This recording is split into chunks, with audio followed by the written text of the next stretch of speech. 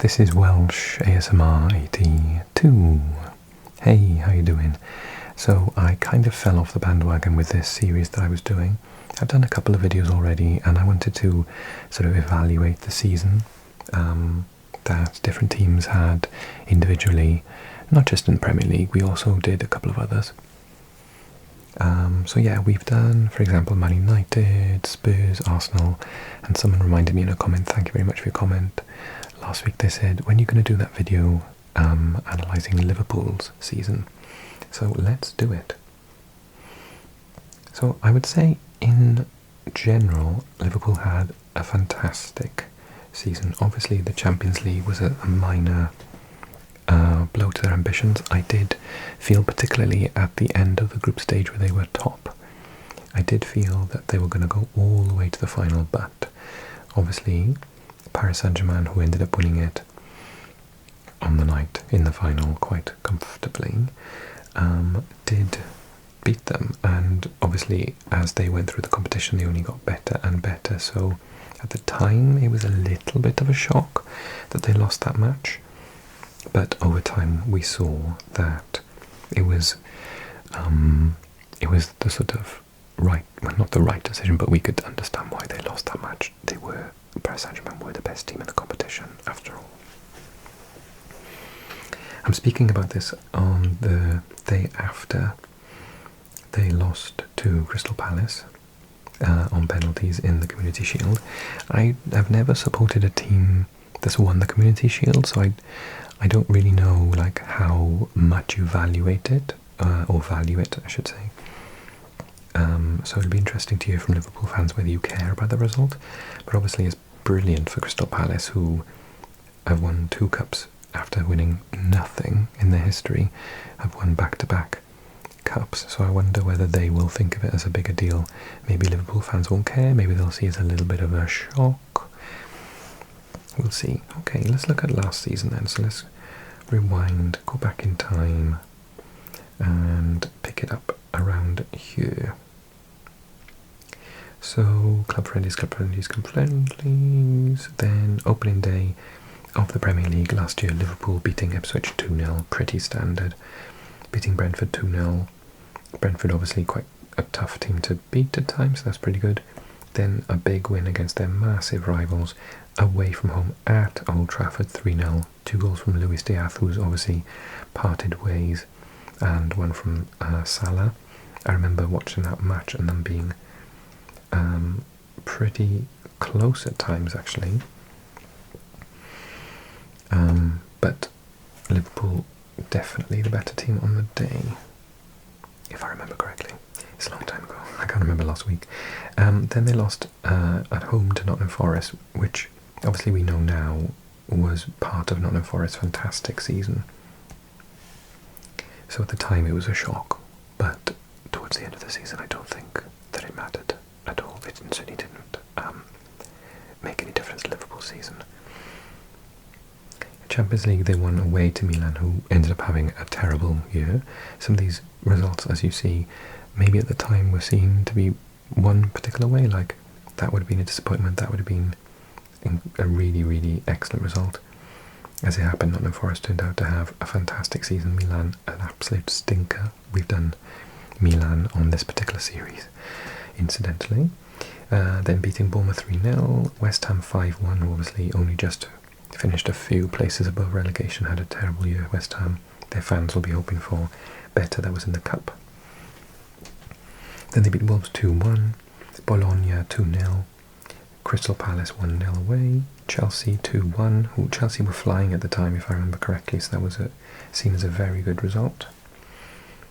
Champions League win in Germany against Leipzig 1-0, then a draw with Arsenal, actually scoring quite late on with Salah, 2-2.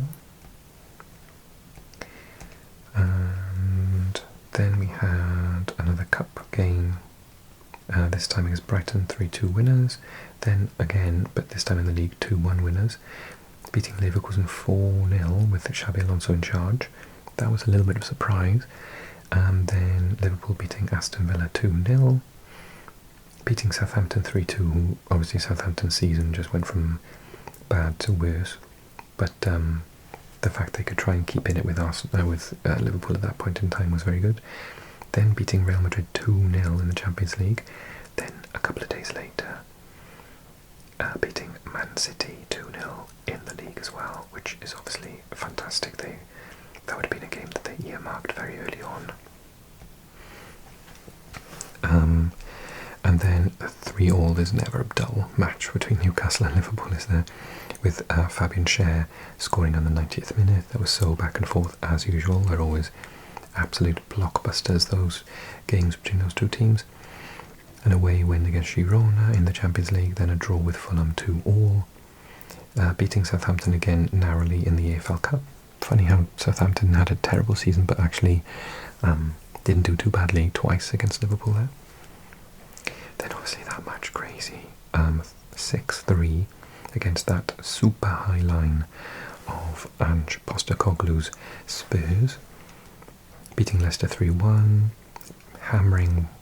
sorry, I didn't even mean to do that. Hammering West Ham 5-0. And then a 2-2 draw. Ahmad getting the equaliser there to keep Man United in the match. But if I remember correctly, Liverpool should have been about 6-0 up. Then they lost in the EFL Cup first leg to Spurs. I remember watching that match and being totally amazed. Bergvall probably should have been sent off just before he scored that goal. Bless him. Then FA Cup win against Accrington Stanley with a 4-0. Then another loss of points against Nottingham Forest, 1-1. Then Brentford 2-0 win again.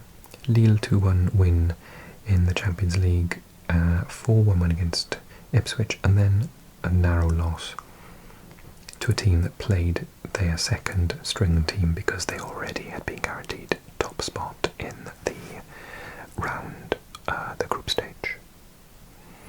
Although I'm not taking any credit away from PSV, because still you need to beat what's put in front of you. And then we get into February, so a win against Bournemouth again.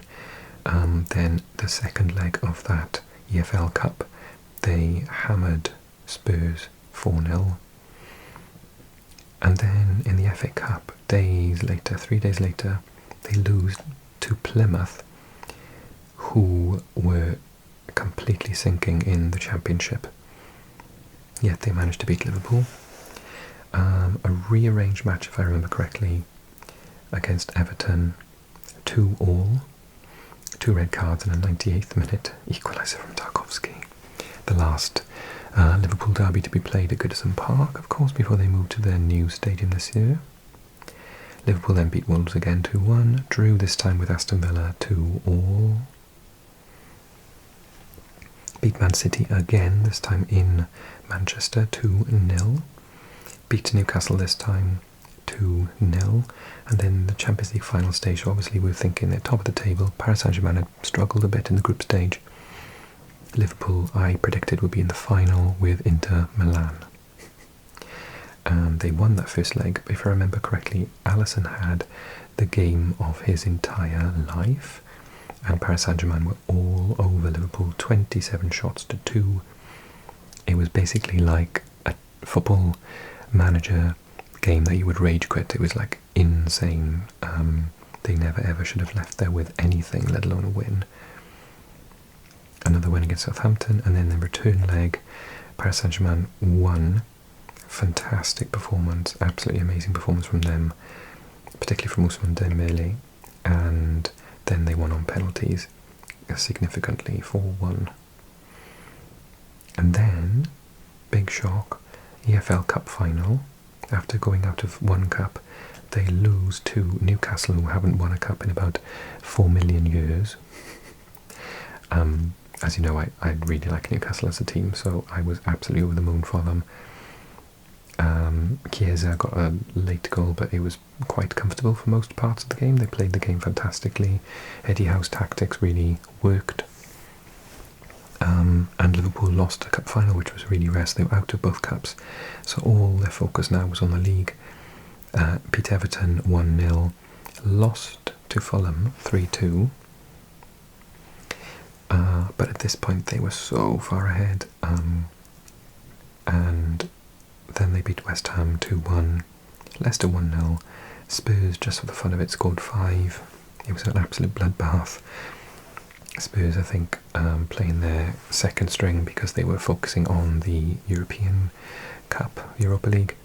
Then lost to Chelsea 3-1 and drew with Arsenal 2-2 again. So Arsenal were unbeaten last year against Liverpool. And then lost to Brighton 3-2 and drew with Crystal Palace 1-1. But lifted the cup anyway. So Crystal Palace got a very good history against them, don't they? So table. So that's the Premier League for this year. So obviously there's nothing happening, and then we'll have a look. So Liverpool winning easily, 10 points ahead of Arsenal. Won it an absolute canter. But obviously they would have, had they got a cup as well to go with it, bearing in mind that they obviously were in the final of the EFL Cup, and they were tipped to go all the way in the Champions League, and they finished top of the group stage. I think if I were a Liverpool supporter, I'd be a tiny bit disappointed, but obviously that performance in the league was absolutely fantastic. Only 4 losses all season, 9 draws, 25 wins, and plus 45 lots and lots of goals as well. So a really perfect performance. Obviously they're going to be favourites for the Premier League again this year, and with the way that they've strengthened, they've spent a lot of money, I think that they will be tipped to go much, much further in the Champions League. But yeah, it's very interesting, sort of, whether you agree with me or not, but I think it was a really good a really good season in the sense that they won the league so easily, particularly over the last few years of Manchester City's dominance. Obviously Arsenal must be absolutely gutted because they have come second so many times to Man City, and then Man City have a bad season and they still finish second. So that's why I've said on this channel, in that video where I focused on Arsenal, that I feel like this is Arteta's last season in charge if he doesn't actually win something.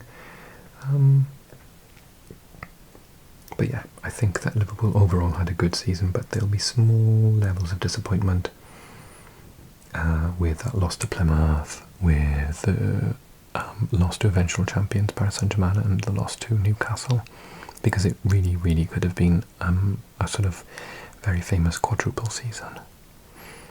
Let me know how you feel. If you are a Liverpool fan, are you happy? Are you very optimistic? Do you like Arne Slot? How do you think the transfers have gone this summer? And yeah, it'd be really interesting to hear from you, so don't forget to click that like button, leave that comment that I've asked for. Also, if you're watching this and you haven't had your club looked at yet, then why don't you drop me a line, leave a comment and recommend that I do a club ahead of the new season, which starts this week. I'm so excited. And yeah, we'll do a little Premier League sort of opening week window, opening week fixture sort of preview as well, preview and review, and yeah, lots of content coming again now that football is back. Okay, don't forget to subscribe to the channel, join me on Patreon, and I'll see you again really, really soon. Thank you so much for watching. Take care, and bye bye bye bye.